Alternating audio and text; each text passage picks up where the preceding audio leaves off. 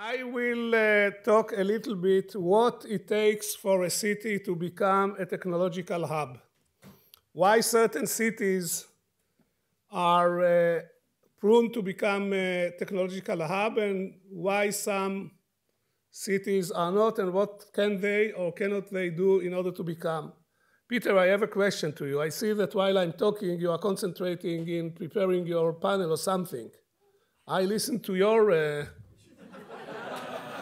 What you have to say deserves to be tweeted.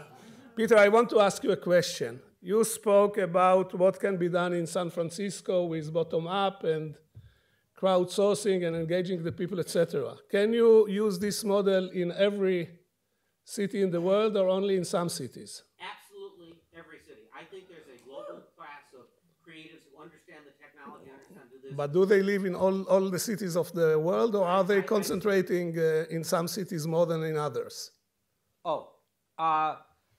Can you do it in Palo Alto? So there's two. We did stuff in Kampala and in Jakarta last year, but Fine. It helps to be in a larger city. You have a point here. There is less of a sense of city in Palo Alto in terms of a sense of people coming together to go solve things with a civic innovation. For example, San Jose is a little bit diffuse. Yeah, no, but let's assume you can do it in Palo Alto. Can you do it in East Palo Alto? Oh, yeah. I think so. Look, Why don't you go and try it? Well, we're doing stuff in the Tenderloin. The stuff we're doing in San Francisco, we're working with communities that have, their technology footprint is like 20% of them have a feature phone and there's nothing else. They are developing communities whose technology looks like going to East Africa, right? So we see that in yeah, but let's say I think we can agree that it will be easier today to do it in San Francisco than, say, in Cleveland. Could be. Although Detroit is doing some amazing stuff, and they're a come-from-behind city. But Yossi, this is your talk. I want to learn from you because you have a thesis here. Okay, I will tell you my thesis, which I guess it's not completely coherent with Peter's thesis, so it will be interesting. You know, Dennis Neal told me that in order to have an interesting conference, you need to see conflict and comedy. So the comedy we are not providing, but we will provide the conflict. What I would like to suggest that at this stage, the creative classes, it's called in the last decade, tend to concentrate in some cities much more than in other cities. And in these cities, you get the digital economy. And most of the cities are trying to get into it. And what it takes in order for a city to become a technological hub is not about technology, and also it's not about economic project. It's about the people it attracts. Why some cities are attracting the creative class and some cities are not attracting them.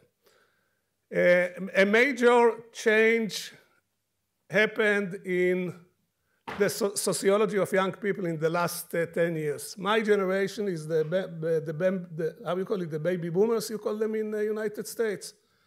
My generation was concentrating on, after the Second World War, our parents and ourselves were concentrating in providing the basic needs, shelter, education, food, etc.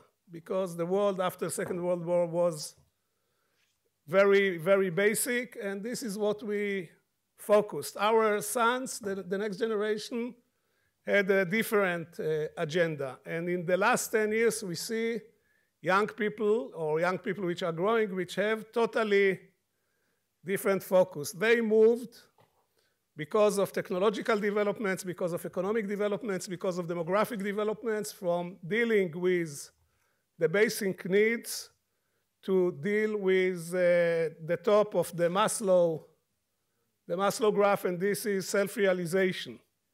And the internet provided opportunity for them to do it. The internet provided them connectivity. The internet provided them democratization of innovation.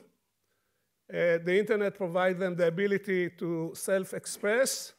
And I'll give you some example. 20 years ago, the innovation agenda of the world was owned by maybe 50 large companies and maybe 10 chief of staffs of big armies. You know, it was concentrated by the electronic and the defense industry in the United States, in the UK, in France, by the chief of staff of these countries and some other countries, Germany and India and China and of course Russia, which spend the money on technological development. If you were a young person and you had an idea, you had to go probably through 4, 5, 6 layers of decision making. You had to go to your boss to convince him to have a budget appropriation. And even today, I interviewed in a meeting of the World Economic Forum in Turkey 2 months ago, 2 large companies and 2 young companies. And the gentleman from the large company, which I'm not going to mention the name, say that they now have a very rapid path to approve innovation. And if a young guy have an idea, he can get it approved in less than half a year. And this is the time cycle of the large companies, which is fast compared to what it was 20 years ago. On the other hand, the architecture of the internet, the open source, the collaboration, the components, the web services, the SDKs, the APIs, and I forgot some other TLAs. Peter, you have to tell them what are TLAs. TLAs are 3-letter acronyms. I extracted the laughter from you. I'm doing well. Do you know what PCM-CIA is? It has to do with the putative commentary of macular instructions in America, which, as you and I both know, is one of the most exciting things that your next conference will be on. Yeah, PCM-CIA is the standard of putting these cards at the expansion slot of the old computers, you remember? Yeah. Right? Yes. But you don't know what it stands for. It stands for people cannot memorize computer industry acronyms. Like I'm talking about. Okay, so because of all these TLAs, SDKs, APIs, DLLs, I forgot DLLs. Jeff, you want to explain to the people who don't know what are DLLs, what they are? You don't know what they are. This guy has 450,000 followers on Twitter, and he doesn't know what are DLL. Who knows what are DLL? DLL are the standard component of Microsoft for software. Direct link libraries. Okay, so you know. So how did you get under the 100th place on Twitter?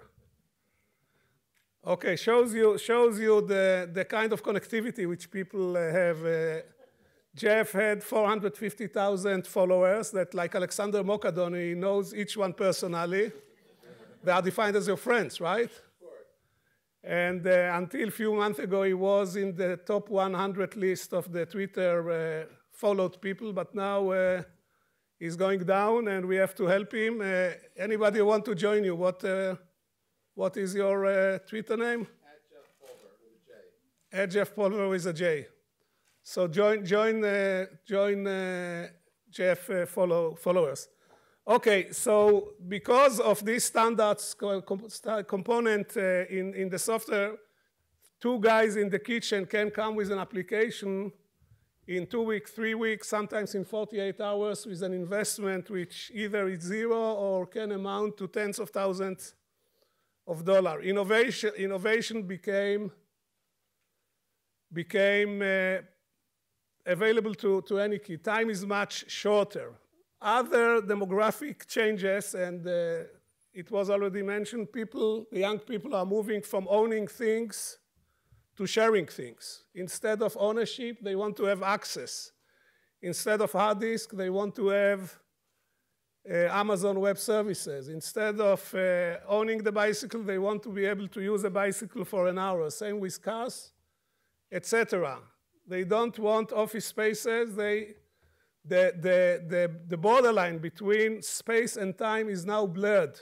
You work in the morning, you work in the evening, you work at the office, you work at home. Your home is your office. I don't know if your office is your home. Totally different way of life, and the list goes on and on and on.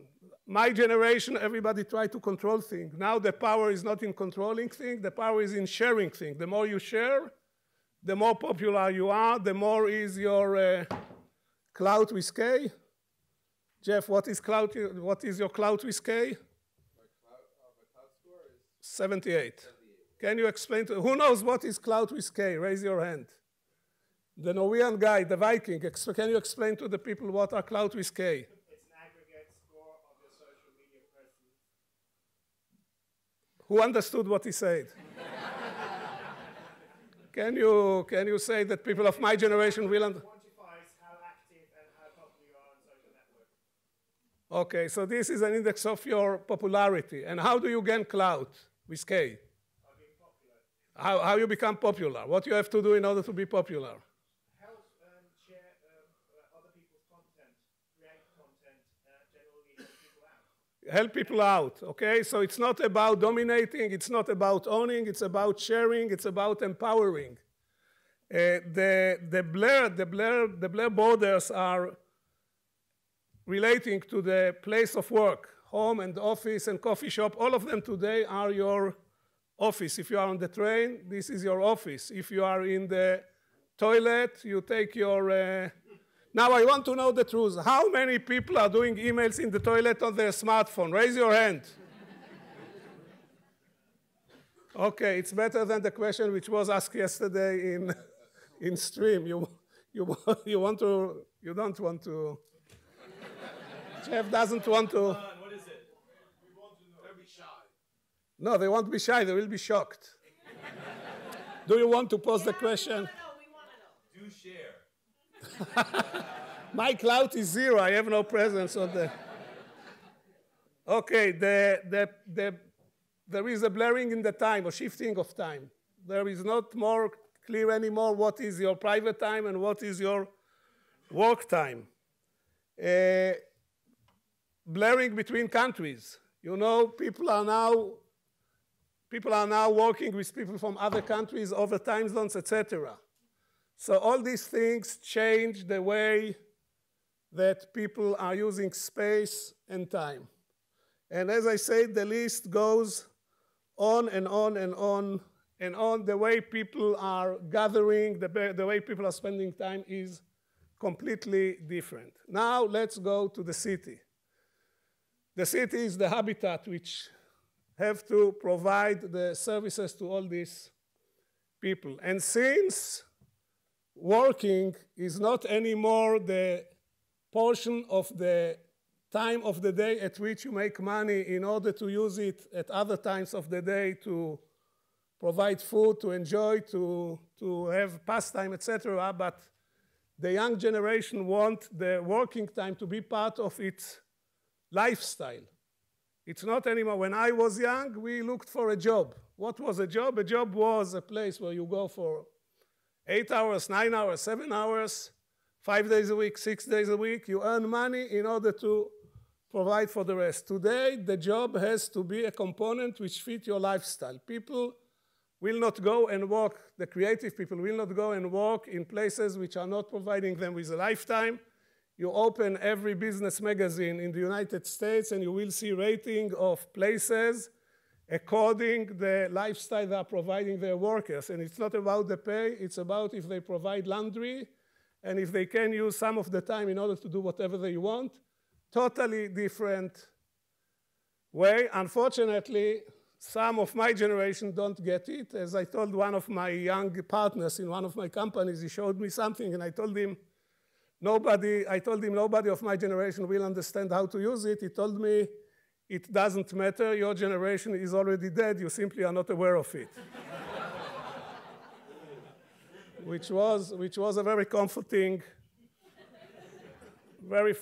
thought. So today the city has to cater to this new way of life, new demography, new priorities.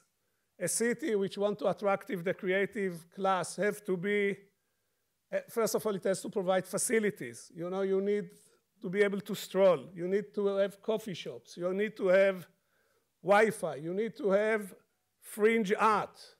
You need to allow for graffiti. You need to allow for skateboarding. You need to accommodate people who are not exactly like yourself. You need to embrace people which have different gender preferences. You need to embrace people who are not exactly from the same demography or ethnic background as yourself. The more the city is mixed and accommodating, the more the creative class will come, because the creative class today cross border, cross ethnic groups, cross background, cross the economic level of the parents. It's a much more benevolent, I think, much more benevolent society. And the cities which accommodate for this way of life will attract the creative people. The cities have to deal. That was good. This was a hint, Steffi. Where is Steffi? She called me to the podium and then she walked away. The more the cities will adapt to this new lifestyle, the more it will accommodate, the more the mayor will act as the mayor of San Francisco that we saw in the video, the more they will go to the young guys, the more they will empower them, the more they will get them, the more they will allow them to demonstrate, the more they will allow them to take. Hi, Steffi. Do you want to repeat my last 5 sentences? Sure, tomorrow. Okay. Tomorrow. So this is what it takes today to become a city which will be a hub for the creative class. It's not about the technology that the city is offering. It's not about the economic project. It's about empowering the individual, accommodating the individual, allow him to use his lifestyle the way he wants, and cities which will do it will succeed.